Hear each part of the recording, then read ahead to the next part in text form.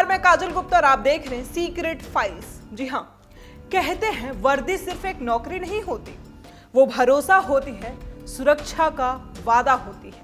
लेकिन सोचिए, अगर उसी वर्दी वाले का अपना घर ही सुरक्षित न रहे तो क्या होगा?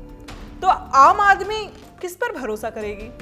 आज की सीक्रेट फाइल में दो ऐसी घटनाएं जो सिर्फ अपराध नहीं बल्कि पूरे सिस्टम पे सवाल है।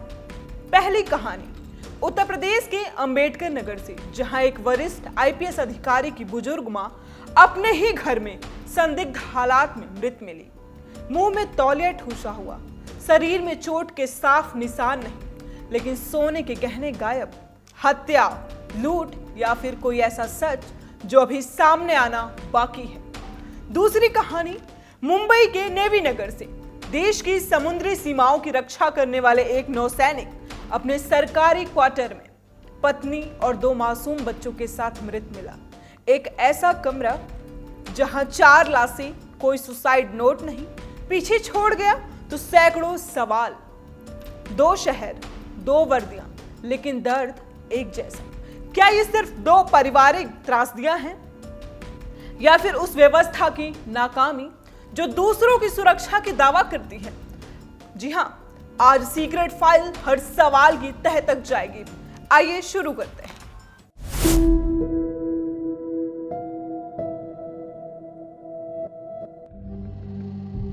उत्तर प्रदेश के अंबेडकर नगर का रूढ़ा धमरुआ गांव।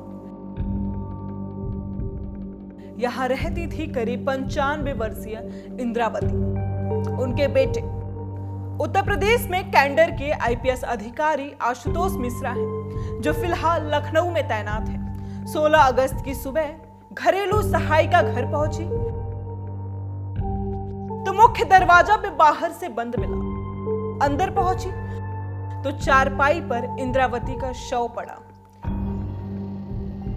मुंह में तौलिया ठुसा हुआ था, मुंह से खून निकल रहा था और शरीर से सोने की चैन, नोजपिन, झुमके, तुलसी माला और पायल सब गायब थे।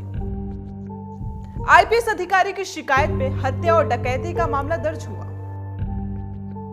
पुलिस को पहली नजर में लूट के दौरान हत्या का शक है, लेकिन पोस्टमार्टम रिपोर्ट मामले को और उलझा देती है। शरीर पे गंभीर चोट नहीं, मौत की वजह साफ नहीं, अब बिसरा और दिल की जांच सच्चाई बताएगी। सवाल यह भी है, अगर मकसद सिर्फ लूट था तो घर का बाकी सामान क्यों नहीं छुआ गया?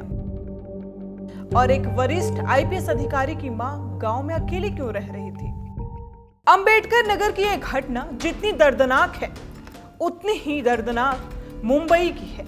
जी हां, यहां कोई बुजुर्ग अकेली नहीं थी, बल्कि एक पूरा परिवार कुछ घंटों में खत्म हो गया। देश की रक्षा करने वाले जवान अपने ही घर में जिंदगी की जंग हार गया। देखिए सीक्रेट फाइल की अगली रिपोर्ट।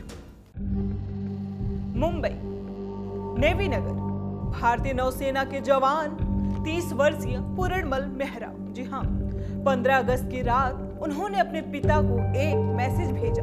जब परिवार और पुलिस मौके पे पहुंचे तो दरवाजा अंदर से बंद था। दरवाजा तोड़ा गया तो जवान रस्सी से लटके मिले।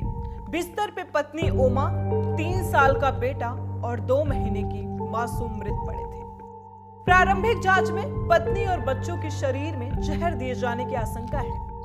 इसके बाद नौसैनिक द्वारा आत्महत्या किए जाने का संदेह जताया जा रहा है, लेकिन कोई सुसाइड नोट नहीं मिला। मानसिक तनाव और परिवार विवाद जांच के दायरे में है। नेवी मुंबई पुलिस के साथ मिलकर हर एंगल से जांच कर रही है। इसी के साथ जुड़ चुके हैं हमारे संवाददाता विवेक जी। सर, सरकार कानून व्यवस्था के दावे करती है, फिर आईपीएस अधिकारी की मां की हत्या कैसे हो गई? मैम, इसमें कहा जाएगा कि यूपी पुलिस पूरी तरह से फेल हो चुकी है। जो एक आईपीएस जिसकी फैमिली भी सुरक्षित नहीं है, तो उसको कैसे कह सकते हैं कि आम आदमी सुरक्षित होगा?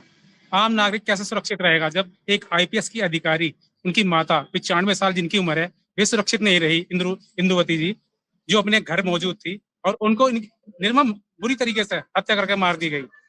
आशुतोष मिश्रा जी की माता थी वे, जो लखनऊ में तैनात हैं आईपीएस अधिकारी। तो इसमें कैसे मान लें कि हम कि कोई भी आम नागरिक या किसी भी तरीके से कोई भी आदमी सुरक्षित है।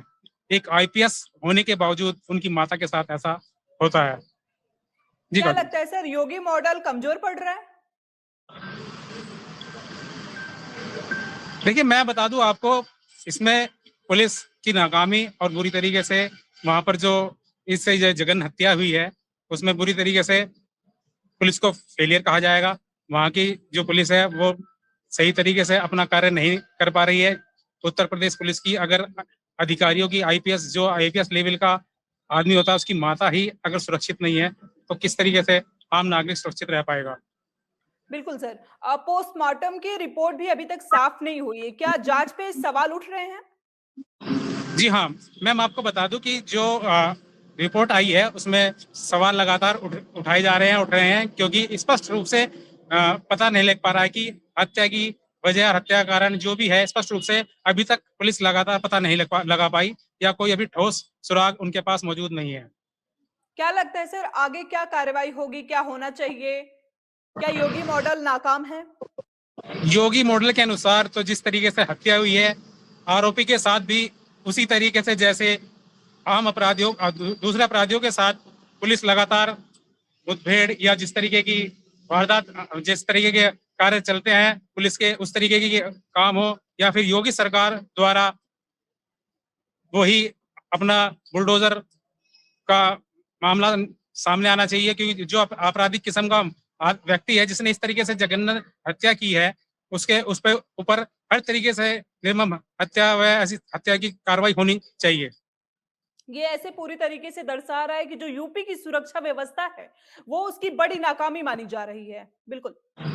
जी हाँ मैम, बिल्कुल कह सकते हैं, क्योंकि एक आईपीएस अधिकारी की माता की हत्या है, तो इसमें नाकामी पूरी तरीके से मानी जाएगी, क्योंकि जो है हत्या अगर एक आम नागरिक के घर होती है तो उसमें पुलिस लगातार गुड वर्क करते हुए कुछ ना कुछ अच्छा कार्य करती है। तो ये तो एक आईपीएस अधिकारी है, आशुतोष मिश्रा जी, जो लखनऊ में तैनात है, उनकी माता जिनकी उम्र 95 साल है, इंदुवती जी, तो इस तरह की जघन्य हत्या करके उनके मुंह में एक कपड़ा डालकर ठूस कर उस तरीके से हत्या, निर्मम हत्या करना एक बहुत ही शर्मनाक और बहुत ही दुर्भाग्यपूर्ण घटना है, जो कि आईपीएस और योगी सरकार को चैलेंजिंग रूप में दे रही है।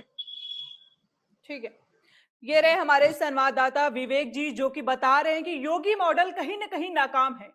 दो अलग अलग शहर, दो अलग अलग वर्दियां, लेकिन दोनों मामले में सवाल एक ही है, क्या वर्दी पहन लेने भर से परिवार सुरक्षित हो जाता है, या फिर सिस्टम की सबसे बड़ी कमजोरी उसी के घर से शुरू होती है? एक तरफ आईपीएस अधिकारी की मां, तो दूसरी तरफ देश का नौसैनिक और उसका पूरा परिवार। दोनों मामलों में फॉरेंसिक रिपोर्ट का इंतजार है। उम्मीद है जांच सच तक पहुंचाएगी, क्योंकि जब वर्दी वाले का घर ही सुरक्षित नहीं रहेगा तो आम नागरिक का भरोसा कैसे बचेगा? फिलहाल इजाजत दीजिए। इसी के साथ मैं काजल गुप्ता